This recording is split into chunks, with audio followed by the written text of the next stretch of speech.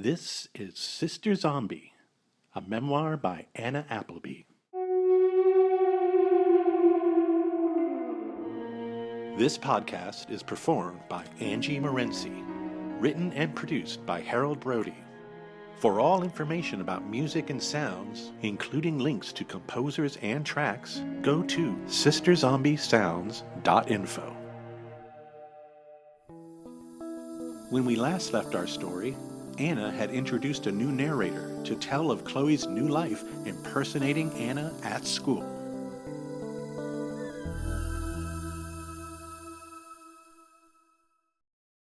Chapter 24. Mr. Spellman tells the story of Chloe's first day.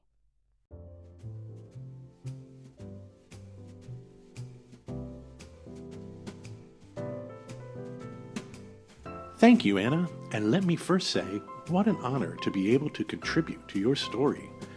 I also must say that I too have gone through hell, though not as much as you. You have shown such great courage and resilience these past weeks. I admire your fortitude to take such suffering and turn it into a positive.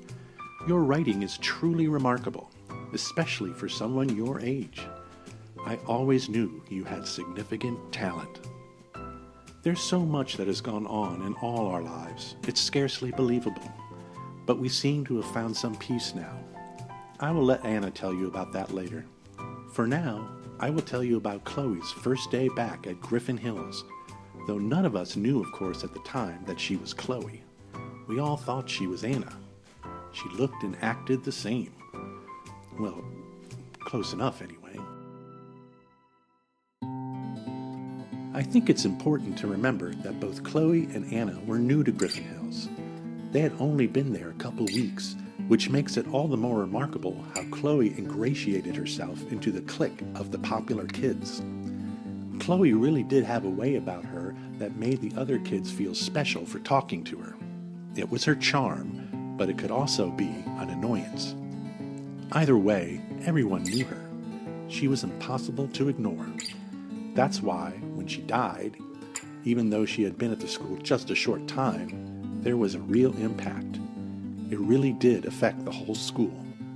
Still, kids being kids, they were pretty hardy, and they got on with things. It was the week of the big homecoming football game, with our crosstown rival Plainfield High. And every year, this was a major event at our school. The game would be on the Friday night, and would be followed on the Saturday night by a big dance at the school gym. It was a fall tradition that the whole town got involved with.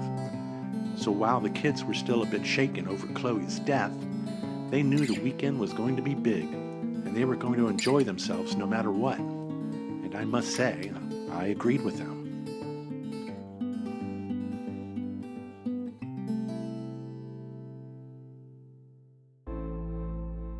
I remember there being a weird buzz in the halls among the students that morning. I saw James Califano standing with his usual group of popular kids, looking very animated and possibly upset. It didn't take me long to find out what was happening, as the same matter was being discussed over coffees in the teacher's lounge. James had been dropped as the starting quarterback for the upcoming big game, to be replaced by his backup, Paulo Martinez. Well, let me tell you, this was big news, compounded as it was, of course, by Chloe's recent passing, and the effect it must have had on James. Even for us teachers, this was a hot topic. More than one of us talked about Anna, about how strange it was to have Chloe's identical twin attending school so soon after her sister's death. Personally, I think it would have been better if certain things were left unspoken, but that's not how it happened. People talked. The other strange thing I remember about that morning is that there had been an overnight break-in in my biology class of all places. I reported it to Stan Nodder, who was very eager to call the police, though I convinced him to delay this till at least the end of the school day so I could make some inquiries in my classes. The damage was minimal, and I initially couldn't tell if anything had actually been stolen.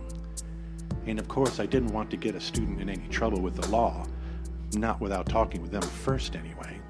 Remember, as I tell this story, we all thought Anna was still Anna, so that's what I'm going to call her, even though on that day, she's really Chloe. It's still hard for me to believe this, even now.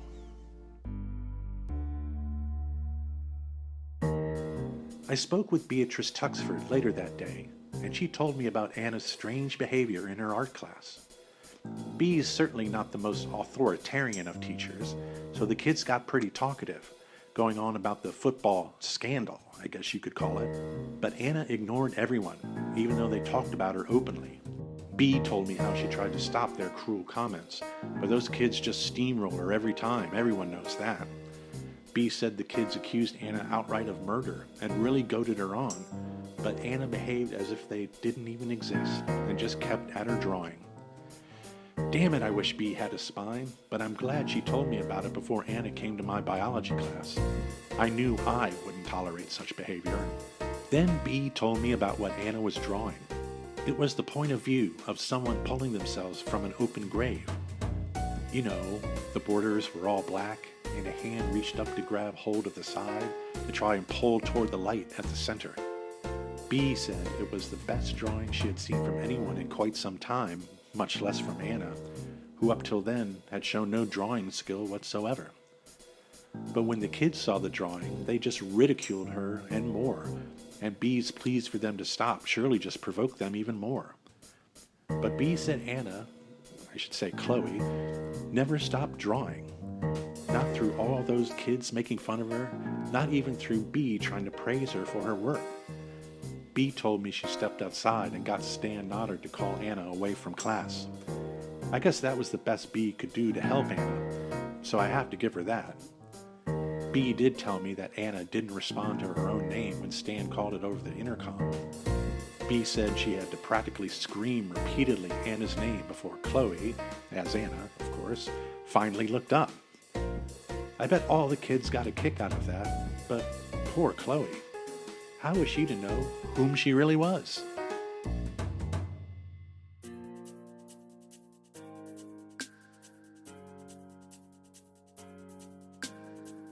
Now, I'll be the first to admit that I am not a Stan Nodder fan.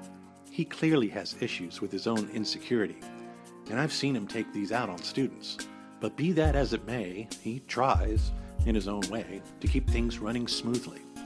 And I do think it may be even healthy for those kids to have a principal to rebel against, as long as nobody gets in too much trouble. Now, I'll never be 100% sure of what he said to Chloe, as Anna, in his office, or if he told her anything at all.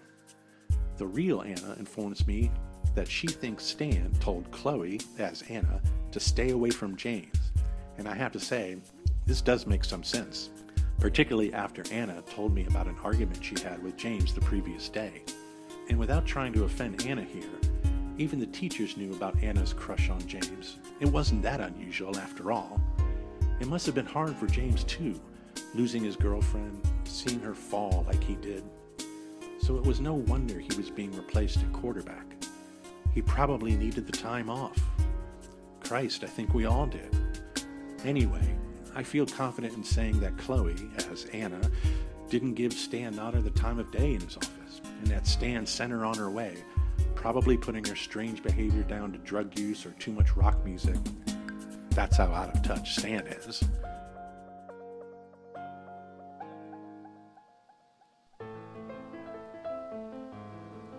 My class with Anna, James, and the others arrived in the middle of the day as usual, and I began it as I did my other classes, with an announcement about the break-in to my lab. I tried to be stern but understanding, making sure the students understood that the school did have security measures in place, such as surveillance cameras. To be honest, I wasn't entirely sure at that moment whether the security cameras were operational or not, budget cuts and all, but I hoped my announcement might at least encourage anyone who had information to come forth. I didn't want this to come off as too threatening, however, so I added that I hoped my would-be burglar broke into the lab because they had an interest in biology. This attempt at humor was met with more groans than laughter, and fair enough. My second priority that day was making sure Anna was comfortable. I still thought she should be taking some time off. I thought she was a very sensitive girl, I still do, and right then, as I've mentioned earlier, Anna, who's really Chloe, didn't appear to me any differently than usual. Her behavior was quiet and sullen, but this wasn't out of character, and I certainly wasn't going to chastise her for it. Instead, I tried to engage her by reminding her of the essay that I had assigned her on zombification. I wasn't hassling her to finish it. I was just asking. Maybe it was time, I thought, for her to participate in something closer to a normal activity, if you could call it that. The girl I thought was Anna just looked at me blankly. I wasn't going to push her any further. I thought that maybe this was her next level of grieving. I had personally never experienced a tragedy as she had, so I was prepared to leave it at that. I resumed that day's lesson, and the class proceeded without incident. James was quiet as well. He and Anna ignored each other for the entire period.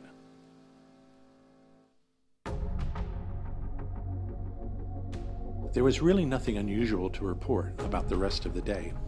I only had the briefest of conversations with Anna's other teachers, including Imelda Bowles, her English teacher. I suspected, correctly, that English would be Anna's favorite school subject. I asked Imelda if Anna had shown any positive signs of life in her class. Imelda said no, she was sullen and completely silent. We both agreed this was completely normal. We thought nothing else of it. The only other news of that day occurred at football practice after school. I heard from several students, whom I consider to be reliable sources, that James was, quite simply, out of control. Now, mind you, I know he was very upset at being demoted to second string. But who wouldn't be? I was actually fairly surprised that James was at practice to begin with. But soon the whole school would know that James was practicing way too roughly, tackling his teammates with too much force, throwing and running wildly, clearly venting all his pent-up anger. I don't know the coach Bob Holden at all, but surely he should have withdrawn James from that practice before it started.